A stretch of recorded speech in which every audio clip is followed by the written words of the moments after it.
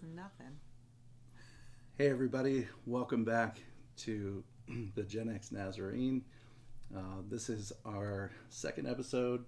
Actually, it's our first episode, really. We had an introduction where we just kind of told you what we're all about and what our purpose is. And just to recap a little bit, we really have a heart for the lost and the lost in the space that we call Christianity.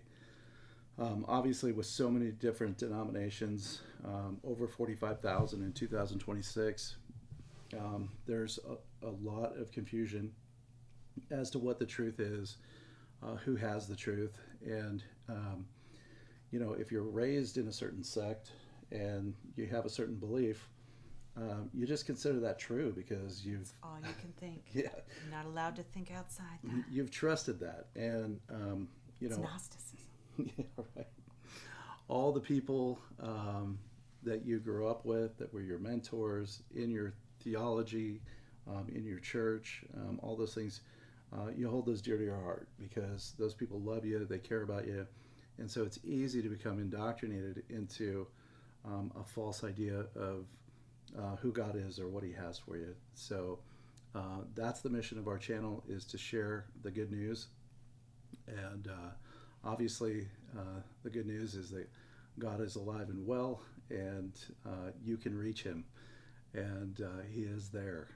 So we're excited, and this is my wife, Camey, and I'm super stoked to be doing this with her. She's the love of my life and my best friend, so it makes this really easy. And I think we just wanted to start by introducing ourselves to you guys and, just telling you a little bit about our background, where we come from, and how we got to where we are now. So, Cammie, why don't you tell us a little bit about your upbringing? Well, I was a pastor's kid and stayed with my dad's church until he retired. Basically, I was probably in my late 30s at that point. So I grew up in the Reformed denomination, which was, I thought, very, what's the word, isolating. But we were even independent in the Reformed world toward the end. So we didn't even have a denomination, but we had been Protestant Reformed, we'd been Orthodox, Presbyterian, we'd been in the PCA, and then eventually we were just an independent, which is kind of an oxymoron if you understand what Presbyterianism is about. But, it was a very, very definite line between the difference between the Protestantism that we believed and the Arminians who believe in free will. Basically, it was, and I know not all Reformed people believe this, but we were taught that you're basically not saved if you don't believe in the God of the Reformed doctrine. So that was where I was when you met me, and I had just gone through a divorce and was picking up the pieces, being a single mom, and very hard line, in what I believed. And then you came along and you were kind of like this rebel that still liked going to church somewhat, even though you had some issues. And you would just say things that would make me question where you got this idea. And but I loved our conversations, and they were very stimulating. And then obviously I grew into more than friendship, and we got married. But you were all in the Reformed doctrine at that time. Yeah.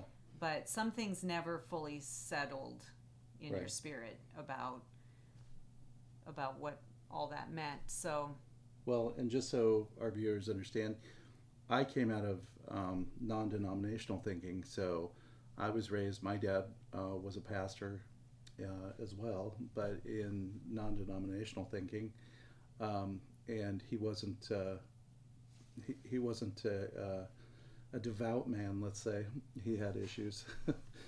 So not the greatest example, but I believed, much like much of Christianity, that said a sinner's prayer, and that's all I had to do, and I was saved, and that's it, and nobody was going to take that away from me, and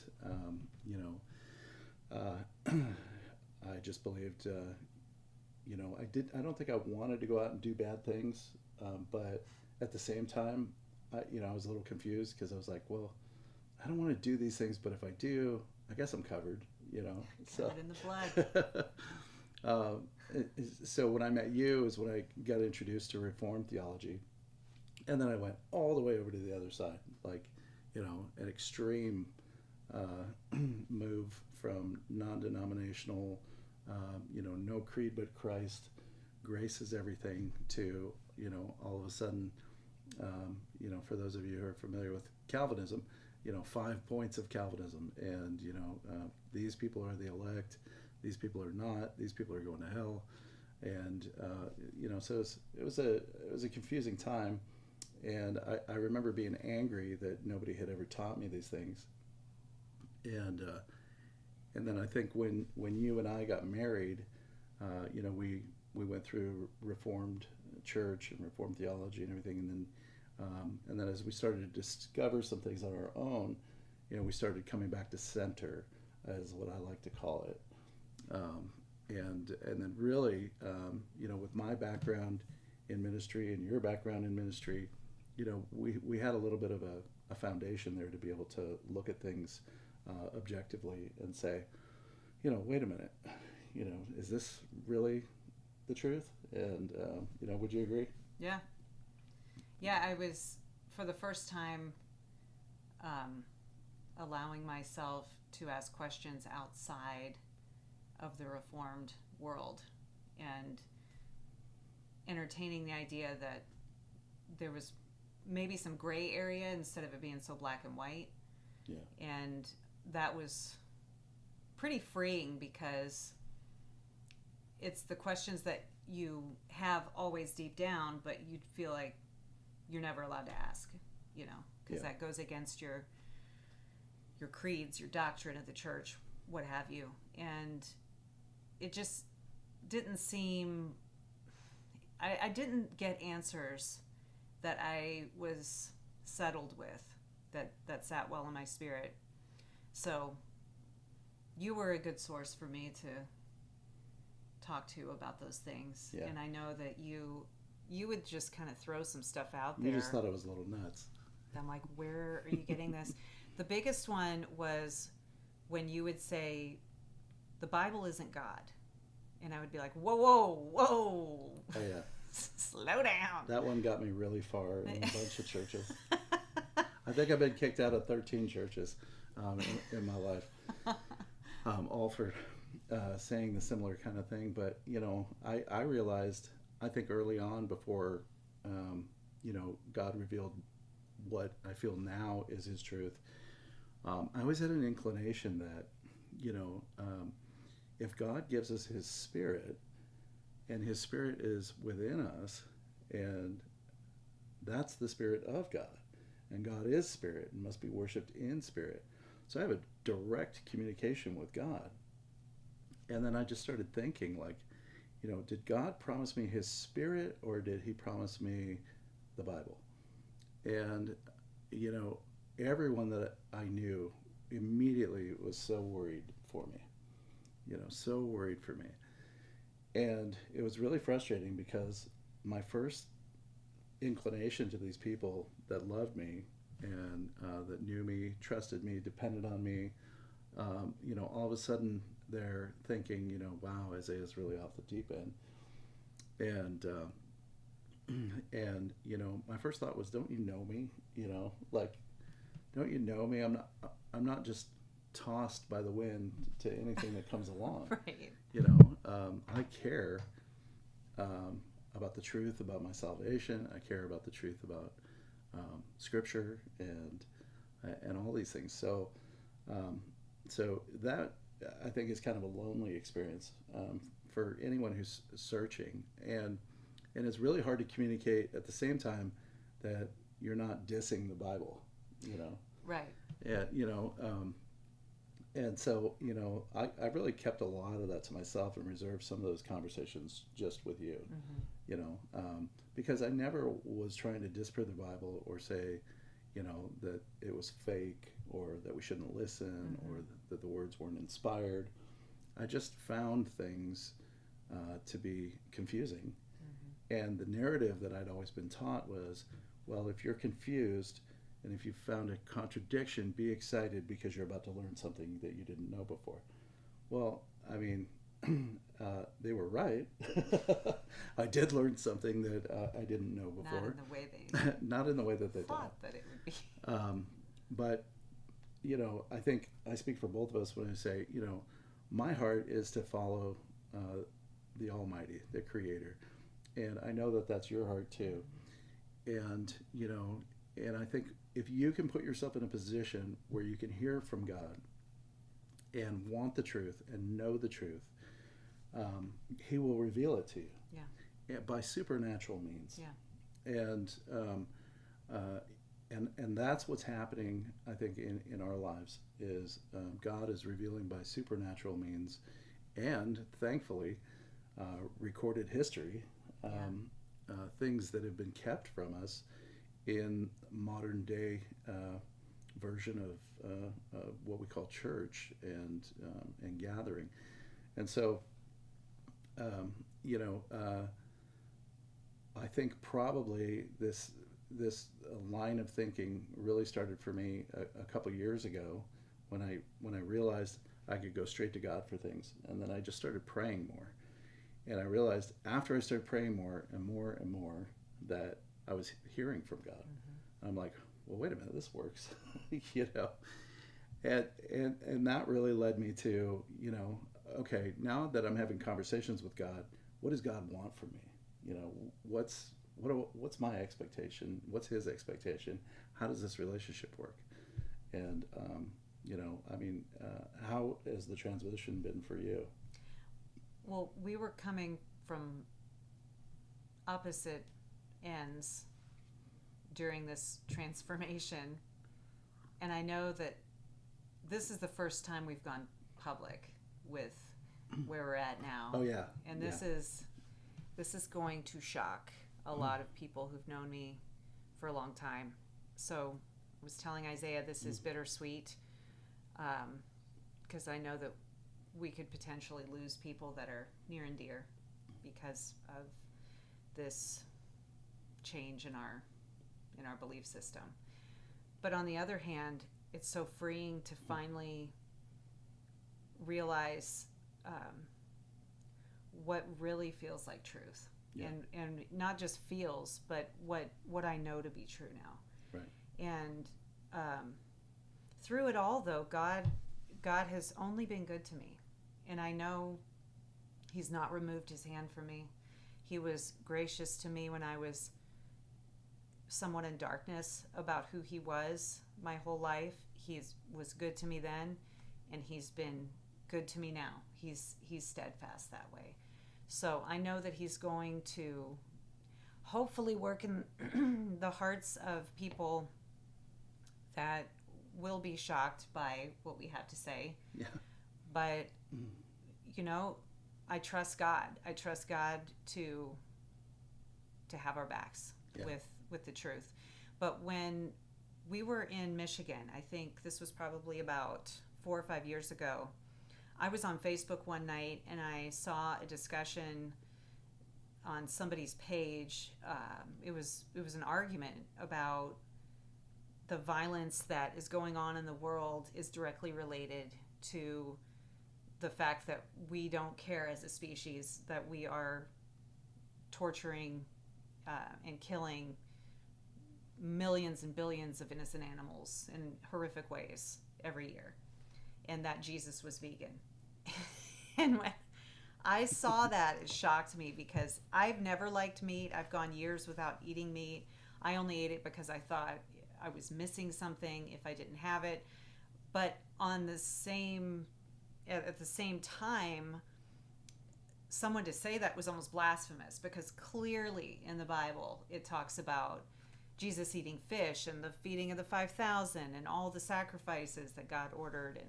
And I thought, how could you think that and claim to be a believer? Because this person was claiming to be a Christian. Right.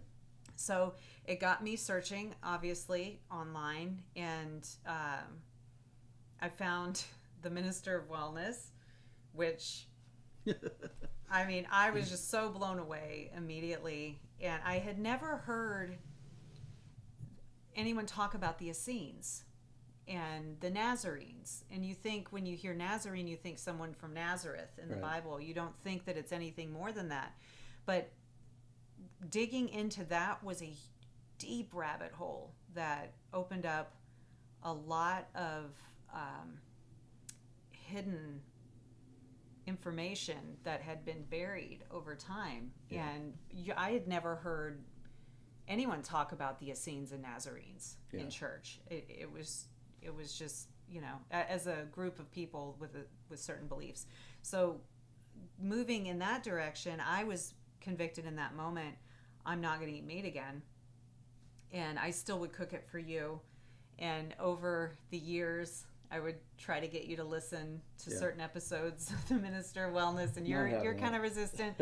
But then I got convicted with even cooking meat, and I came to you and I said, "Would you mind if we just stopped buying meat?"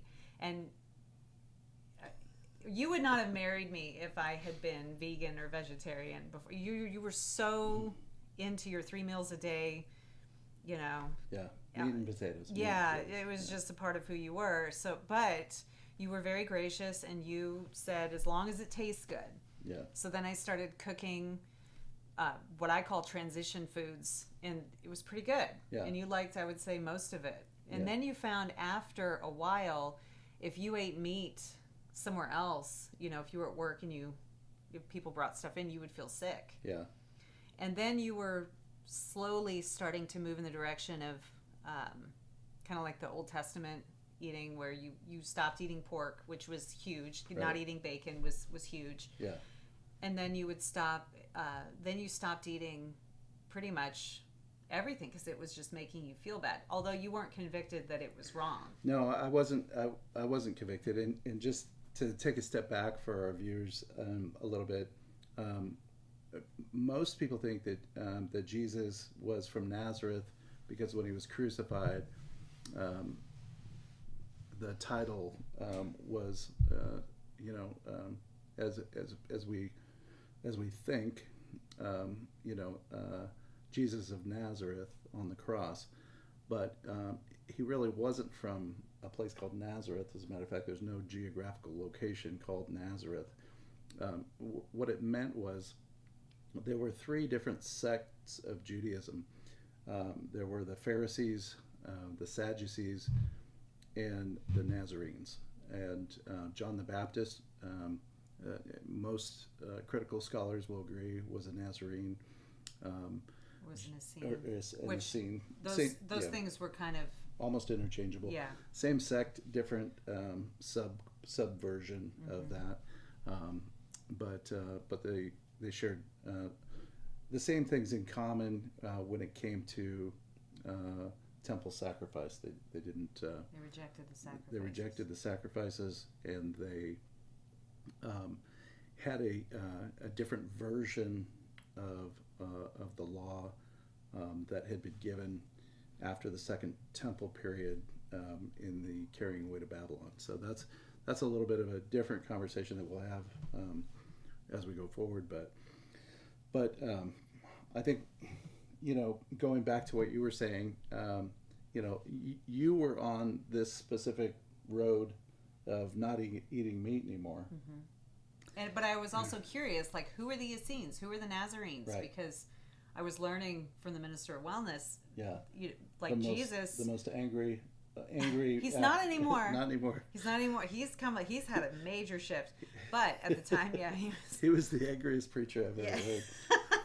He's passionate. But at the same time, I was fascinated with trying to figure out why these things haven't been talked about. Why Jesus at the Last Supper used the bread, referring to himself. Where was this lamb? This Right. lamb that is, all throughout history was supposed to represent what he came to do. Right. But there was no lamb. Yeah. What's going on? And these were just, I could not get answers, and it was driving me crazy because Yeah. at the time you kind of weren't I was into digging into that. Yeah, as I was on my own mission. I was looking at comparing the epistles and the gospels, and I think we were kind of getting into this at the same time. But I really dived into to Paul's teaching versus Jesus' teaching, and man, that blew me away. Just finding out the wild. differences were just astounding, and it brought me to a place where I started saying to myself, if I only had the words of Jesus, would it be sufficient? And from that, I started looking at what line did Jesus come in, and what I discovered, and I already knew somewhat, but didn't really have good context for it, was that he came in the line of the prophets, definitely not in the line of the temple priests. And when I started reading the prophets, Isaiah, Ezekiel, Jeremiah, Hosea, they all had a common thread that God detested their sacrifices, the nation of Israel, that is, and that he desired mercy and obedience. But Isaiah, he was talking about wanting them to have an obedient heart, right, with their sacrifices. Yes. It's what you're always taught. Right. Yeah, and so it wasn't until later that I had realized that we have records and accounts in Sanskrit and early Aramaic of pagan blood sacrifices that dated way back before there was ever a temple, and I found that interesting.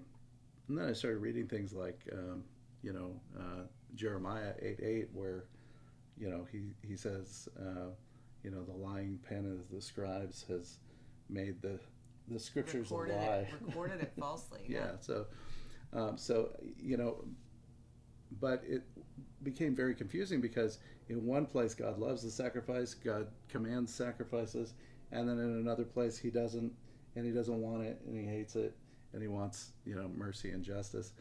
And so I think that dichotomy led us to really dig into the origin of Scripture, which, just acknowledging that I didn't even know how the Bible had been put together, was very humbling, because you're just told this is the holy book. This Right. is the infallible holy book that you don't question. There are no contradictions. It's only, you're the problem if you don't see that. So that was that was the start of the scariest first steps in another direction that I've probably ever taken in my life, is stepping back and seeing how this book was put together. Yeah. Nobody knows who wrote most of it. It's there are contradictions, and yeah, Jesus never promised us a holy book. Right. Well, So- and that's the big thing. In Western civilization, we have 66 books. In Western civilization, we have an idea based on Protestantism, Catholicism, Roman Catholic thinking.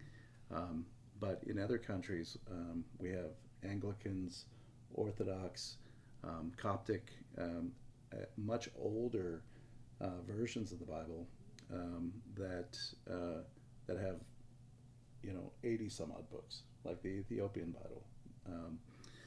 We have books that are mentioned in the Old Testament that are not in the Old Testament. There's references in Kings and Chronicles to the book of Jasher and the book of Enoch, and these books aren't in there. And we live in this spiritual bubble of fear where we say, don't look into anything, No. because that knowledge is demonic and it will lead you astray and you'll be taken away from the truth. But the problem that I discovered was that truth that everybody told me I was going to be taken away from was the Bible. It wasn't God. Right. It was the Bible. And so I really started looking at, the things that Jesus said. I want to just isolate myself and find out what Jesus said. And so I started reading, how does Jesus say we're saved? And I read about the rich young ruler, and Jesus starts spouting off the commandments to him, and he says, "Lord, I've done all those." He says, "Well, good, then sell everything and follow me." You've got Zacchaeus, who's in the tree, the tax collector. He's wants to get high enough so that he can see Jesus when he comes walking down the road, and Jesus calls him down and says, "Hey, I'm going to stay at your house tonight. Come on down." And he comes down. He's like, "Hey, Lord, everybody I've wronged, I've repaid. What 4 times? I think he said fourfold or threefold." And he said, "Anybody I've done wrong to," and Jesus says, salvation has come to your home, today. John the Baptist baptized for the remission of sin. Yeah, he was baptizing with water, or repentance. How does it say in the Gospels? Repent and be baptized for the remission of sin. Yeah, and he was doing that before Yeshua. Yeah. So what was that about? That was never, I don't recall. Maybe it was gone over, but I don't ever recall anyone going into that in depth. Well, and I know we're kind of all over the map right now, but we're just, and people probably think we're crazy, but we're just kind of going through the scope of all the things that we were thinking about. Mm-hmm. So for these purposes right now, we're not giving you a theology that we believe in. We're going through our minds and our searches with you guys so that you can see where we were. I started thinking, I've never heard a sermon about why John the Baptist was baptizing. Mm-hmm. And did he just show up out of nowhere and was like, "Hey, I'm going to baptize"? Yeah. Come to find out that the Essenes had been baptizing for generations. They had rejected the sacrificial system, and they knew that God only wanted obedience and mercy. And even David said, "You don't desire sacrifice, else I would give it. You desire a broken and a contrite heart. These you don't despise." So finding out that that was a totally different God than the God that I had been presented with. Right. And also seeing there were contradictions. It just seemed like you were talking about two different gods, and people will say, "Well, no, he's a God of justice, so he has to require blood." Where I think it was a debate we were watching where it was asked, why can't the all-powerful Creator just want forgiveness and he forgives you? Why does something innocent have to die? Why does he have to break his own commandments to satisfy this bloodlust? Yeah, and then learning more about I think that the big thing for me was, they teach you that Jesus came, turned over the money changers' tables, and was angry because they were buying and selling and making mockery of God's house, and then that's it. And then the pastor will just pass over and go to the next verse, not knowing and not having any understanding of what had happened. When Jesus came in, he was fulfilling all of the prophets and what they would say he would do. He came to end the sacrificial system. And you have to remember that the high priests and all the priests in there were charging people for their sacrifices. And it was mandatory. You had to come and sacrifice if you were a Jew or a Hebrew. So, and there were multiple different venues for those sacrifices that you had to attend. Sometimes there would be over 1 million people there, and they're all buying their elements of sacrifice, the animals, from the temple priesthood. And then once they made sacrifice, the temple priests were selling the meat on the market. So this was a huge source of revenue, massive source of revenue. And so that's what Jesus came and put an end to. And I think that's so diminished in bubblegum Christianity. I'm sorry, I can't call it anything else because it's what it is. And I don't mean to offend, but I'm more mad at myself because I believed that idea for so long. That's what Jesus came to stop. He came to stop the sacrificial system, and when he did, he might as well have taken a baseball bat and hit a hornet's nest, because immediately after that is when he was arrested and crucified. Yeah. And and I'd always had a problem too with the idea that if I'm God, if I'm Jesus and I'm God and God's God and we're God together and we're all God, why would I pray if there's any other way? Let this cup pass for me. Mm-hmm. If I knew that what I had to do would be the only way of salvation, and I'm the supreme being who's never sinned, wouldn't I go willingly? And so what I've heard is, well, Jesus was acquainted with all the troubles of man, and he just didn't sin.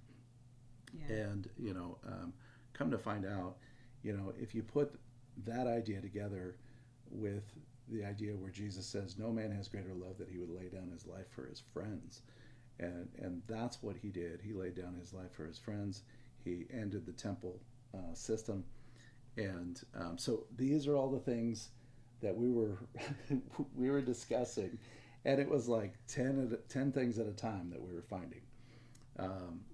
Finding out that Paul's letters were written before the Gospels, finding out that the Gospels were anonymous in their writing, and also that the Nazarenes had what is referenced by one of the early, or several early church fathers, and even quoted. There are 40 quotes from the Hebrew book of Matthew, right, that one church father admittedly was rounding up copies and destroying. Yeah. So, and they believe that was actually written by the disciple Matthew. Yeah. Well, we know all the sermons of Peter never made it into the canon, but yet they were with the Dead Sea Scrolls, the Didache, which was a life manual for the followers of the Way, who were the original followers of Yeshua. They followed the way of Yeshua, and they called themselves followers of the way. So all of these things have been kept out of our modern Bible, and yet a lot of older texts allude to these things, and you get a bigger picture. But at the end of the day, I think what we realized was that yes, we have truth, but yes, we have man, and man is fallible. Jeremiah 8:8, you can't get around it. You can't. And, I think, for this video, again, we're just giving you an idea of what we've been discovering. In the next video, we're going to start looking at specific things and giving you proof text for everything that we're talking about. So take everything we've said today with a grain of salt, knowing that we're not claiming There's today. More to come. We're just bringing receipts. We're unpacking our journey, so that you get the good idea that we're thinking about the things that have been happening to us. We're trying to be logical. We're trying to be critical, and we're trying to make sure that everything that we're doing, we're going to God and saying, Father, lead us into truth. And ultimately what we found is that God is so much better than what I ever thought. Yeah, same. So much better than what I ever thought. And following the Most High is so much easier than what I was ever told, without fear, without injustice, without ridicule,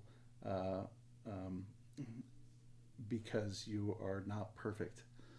Mm-hmm. The biggest lie I was ever told is I can't keep the commandments. Yeah. Biggest lie I've ever been told. I didn't murder anybody today. I didn't disrespect my mom, my dad. Go read Deuteronomy chapter 30. His law is not far from us. It's not in the heavens where we can't reach out and get it. It's not across a lake where we can't. We need somebody to go get it for us. It is near to us, and it's able to be followed. So that was just an incredible thing for me to realize that Jesus came to fulfill his Torah, not create Christianity. And we'll also get into, when we say Torah, we don't mean 600 plus. Yeah. It's not 613 Levitical laws. Levitical laws. It's 10 commandments. Yeah. Yeah. So we're excited to do that. This was our first go around together. So thanks, guys. And we hope you're stirred up. If you're angry, that's okay. If you're excited, that's okay too. But some people will be picking their jaws up. But there's more to come, and just know that our hearts are to show you a picture of who God really is, and the ease in which He may be found, and how His love is so accessible, and how your love just grows and grows toward Him, understanding these truths. So until next time, thank you guys, and God bless you.